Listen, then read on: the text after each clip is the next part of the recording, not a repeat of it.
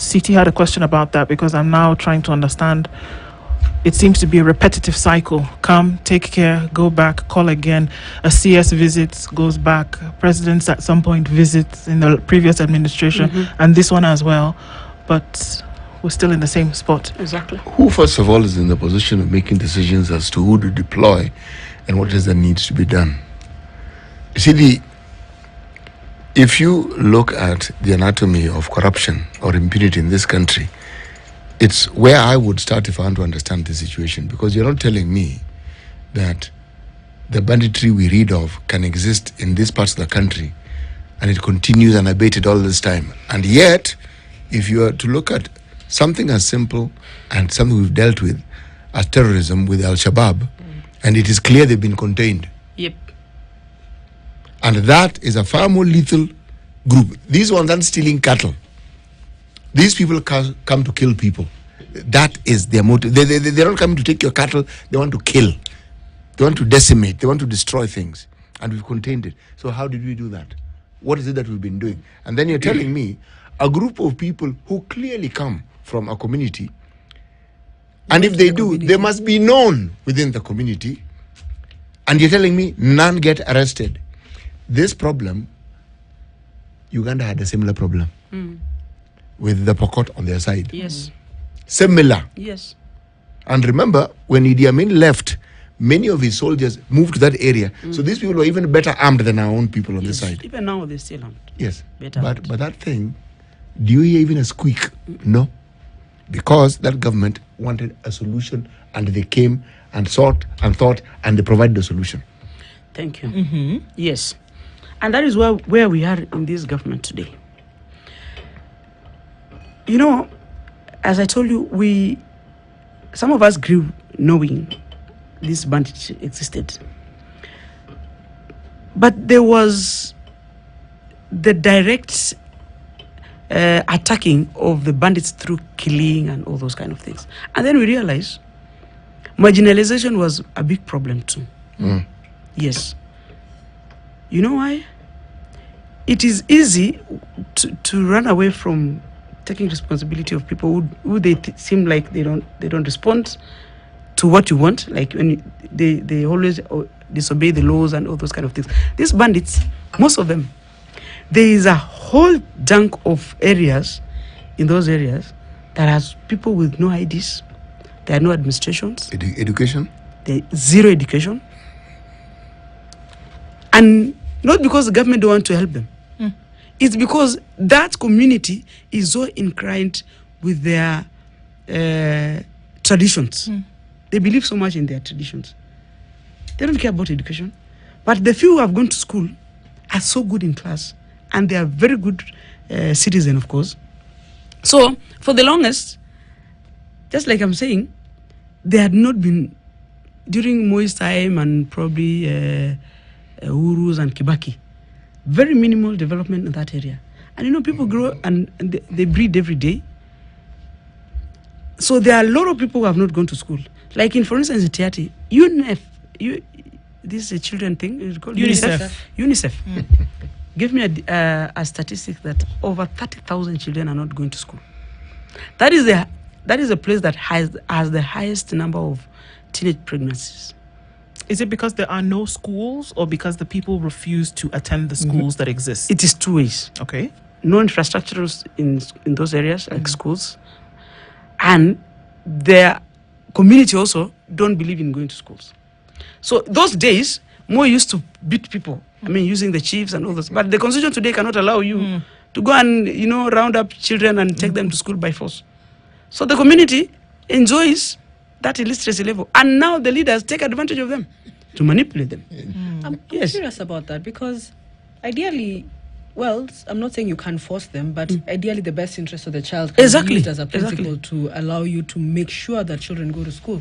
But then also the appetite for them to want to go to school, yet they're seeing their seniors not in school, and profiteering will not be there because they don't need. And this bandage thing is a real ingredient for them, because I go and steal, get money or get wealth, and I go and marry. I mean, it's a free life for them. Why do you need to go to school? Why do I need to go to school? I still eat, To them, it is a secondary. But unless there's a need for them or a push for them through government of the day to force them to go to school so that they understand there's another life beyond their village lives. You see, they do a lot of traditional songs. When you listen to their folk songs, and it is an enjoyment. It's just like going to clubs, and you know, people go there and they get lost. It's because it's their lives. But what started with President Uhuru started doing is to start identifying areas that they can start pick and do schools. But unfortunately, again, and I want to say it's leadership, because we have CDFs, for instance, you know, we have infrastructural money that goes to counties and constituencies. But then these leaders of these places don't empower them, and they don't, you know, as I say, you know, politics is a very weird thing. It is, how can I control more? How can I be in charge?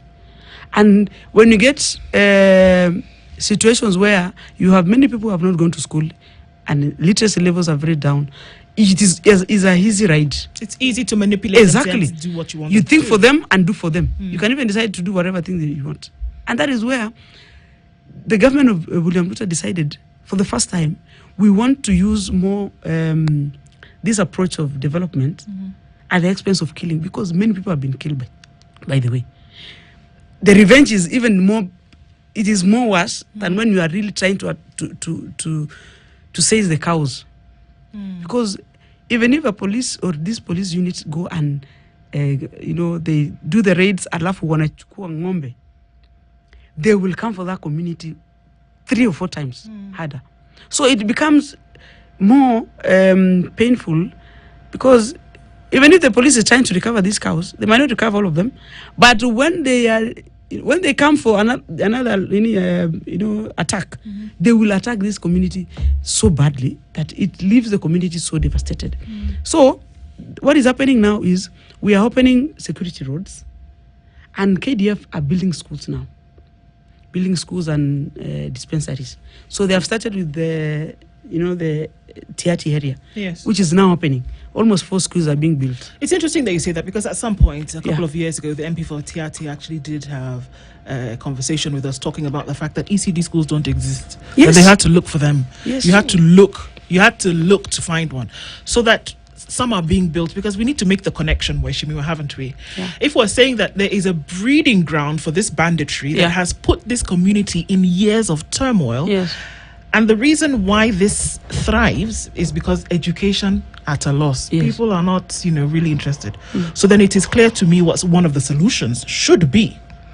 That schools, in terms of infrastructure, need to be established, number one, and then there needs to be a push, not just from the national level, because we have down to the granular representation of leadership, members of county assemblies, members of parliament, whether it's your woman rep, whether it is your constituency representative, even chiefs, ngaos, who need to insist that let's get up and go, because it looks to me that it is an inroad to a solution for this thing, because it's been there for decades. It's not something that just crept out of nowhere. It's been there for decades. So then where is the push? Do we see the push? Where is the push to then insist that this basic thing is established, and it is actually that, look, we're not saying round people up like cattle and beat them up and tell them to go to school, but there's got to be something, advocacy, awareness, campaigns, whereby it becomes a thing, mantra. It is come and go to school. Yes, it is happening now. We are actually using the professionals, those who are learned in those areas, and we are amalgamating all tribes, the Tugans, the Pokots, the Turkanas, the Elgeyo Marakwets, all of us who originally come from that area must take the responsibility to go and talk to these people. Of course, the biggest problem now, for instance, is we are closed. The schools are closed. Yes. Do you know this is a time that bandit is happening because the children, most of them are home, and those are the little ones, because these people grew with guns. So this is the biggest problem is sometimes it is easier to say we can do it than to do, unless and until you are there And then we realize you can only actually kill the whole generation. Another thing that we have decided is we have told the government, and I know this probably is going to be a big uproar in the future. Through KDF, as they build these schools, they should take a generation, probably 10 years or 15 years down. Please, build these schools, fence them, put these children in boarding school for at least 3 years. You know why? It minimizes the interaction with the society. Because every time they go out, like for them when they go for circumcision, they can go for a whole year. What do you mean? Yes. Go for circumcision for a year? They leave school, I don't understand. go into the It is forest important for a than whole year. school. But circumcision is It's around a month or two. yeah. But So are we talking about processes in and around? yes, Or so are the we talking society, about- and you know we have, you know, there are this societal old men who believe that we are in charge.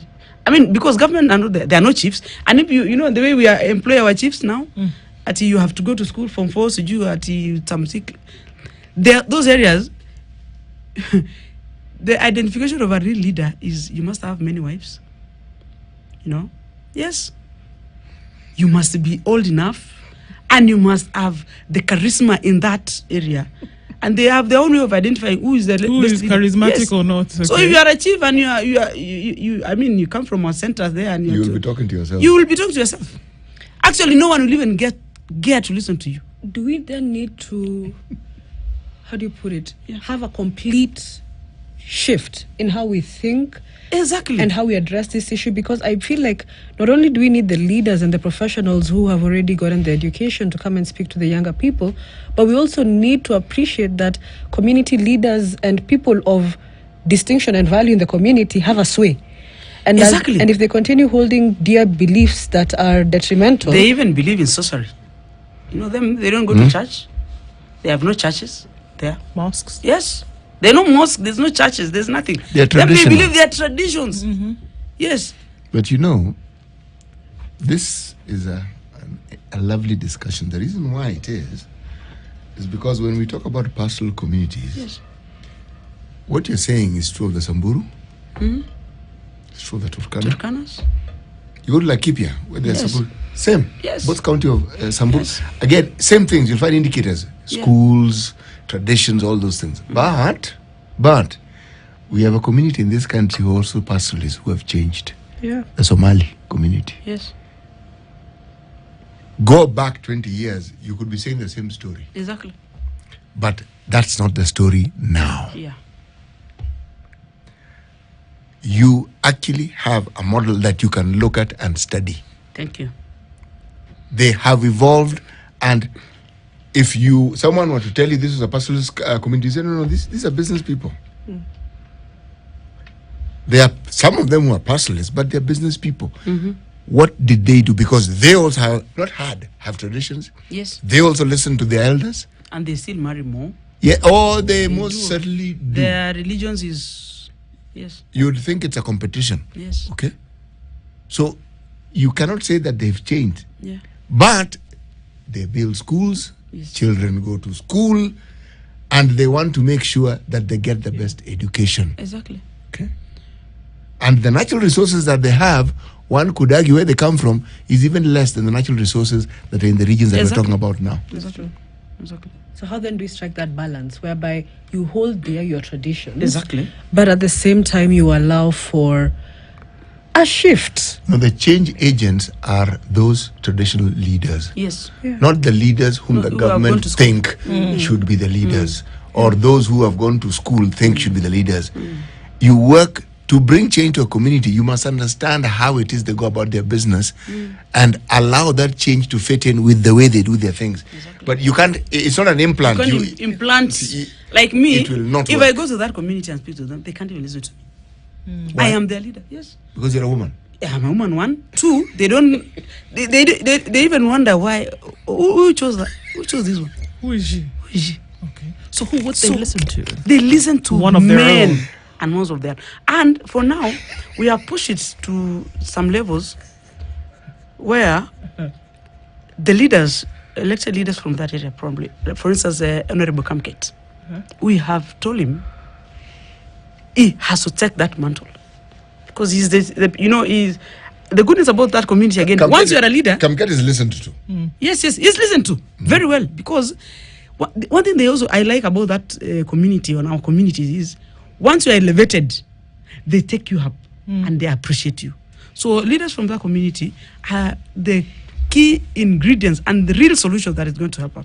And we are, for the longest, we can decide to whine and say, no, we don't care about these people, they are bad people. But this is a problem that is never going to end because we are complaining. So we have also bite our bullet and tell our community, we have been crying for long. Can we have some little time to listen to how we can sort out this problem from the community? And you have very rightfully put it. We have gone now to talk to wazes to even allow their girls not to be cut because immediately they're cut 13 years. Their wives. And they are married by very old people. Your age and the rest. I knew you were going to go there. and it is a celebration. It's so easy to accuse them because we are here sitting in the city. Sure. Yeah. But unless you are there, and you find these people have no problem actually. It is you who have a problem. Yes. So are you okay? So even this security issue that we're all shouting everywhere, making noise, it's not an issue. It's not an issue in that community. Yeah. But for those who unfortunately being are attacked, victims, yes, it of course is is becoming an a problem, issue. and it's now becoming a problem, and it's also becoming a big problem to all of us. Yeah, we are taxpayers, so you end up using a lot of money, taking police to that area. I mean, wasting a lot of resources. So what I hear you saying essentially is that all of these security operations, we hear CS is flying everywhere. We hear that army is being deployed. We hear that KDF is going to be put within a 10-kilometer radius, 2x2 kind of thing. It actually then is futile. Because it can be futile because they don't have an understanding of the problem. Okay. Yes. So think they do though. It's a problem. Yeah, that's the thing. And then they think, I was one of them, by the way. I was arrested at some point because I told people we are going to buy guns to sort out this. No, in fact, you were arrested because you suggested. Yes. And can you imagine me telling you what you said? Anyway, but you said that since you're not going to come in and do it the way we understand it, then allow us to be armed. Exactly. So that we can take care of the situation. I told the government, if you are not able to do it, let's do it. And it was going to, and it's the same thing that is actually happening now because the government did not exactly did what I said, but they helped the community to harm themselves through organized NPR, and we're actually doing it. But do you know, as we do that, we also give an alternative. We are doing farming now. We are farming. We are doing beekeeping. Because the bandits were terrorizing everyone, dropping all those our beehives. We had a small factory there. Wakuja wakabomoa. The boreholes that are built by government, they stacked stones there. So you have to migrate. But now we are coming back with our NPR on both sides. Even the Pokos, because we are also reformed bandits and people of the community who have reformed, we also need to give them NPR so that they can help when a situation like this happens. We are able to coordinate because we still have a lot of illegal arms and guns in the hands of the bandits. I was actually about to ask that because everyone is getting armed. Yes. We then have a situation where there's the proliferation of small arms and weapons. Yes. So how then do we ensure that everyone who is armed is accountable? Because at that point in time, both these they were probably the politicians when we were asking for votes those days. So but this is now becoming against them. Mashima, did you buy any guns yourself? Did you? I would advise you not to answer the question on air. Of course I can. No, she opened that door. Who are we? But you know why? Exactly. And we are in a hot seat. Yes, we are in a hot seat. But no, we can be honest here because look, we must be honest. Because you've talked about a community whereby individuals who've not uneducated at even at the basic level. Yes. And depend They can on access stealing. guns But and not somehow school you can access an guns AK-47 and not a pen and a book. which is 96,000 Exactly. shillings. Yes. Or 96,000 $100,000 shillings $1,000. for one. Yes. So And the they haven't business gone of to what the conflict bullet is costs. not Exactly. The business of conflict Exactly. is not And cheap. you know So me, where are they getting it I am from? frank, and I've told them several times. If you listen to my clips all the time by their own security, I said this: there is no way I can open up a kiosk selling bread, and I don't sell my bread, and I still open this kiosk. So someone must be buying this bread every day for me to be sustainable. So this is an activity that happens because someone is sustaining it, and unless you have of a higher stake in the society for you to be able to control this thing, And it's the not government easy. cannot say they don't know. They don't know. The They government know. knows. They know.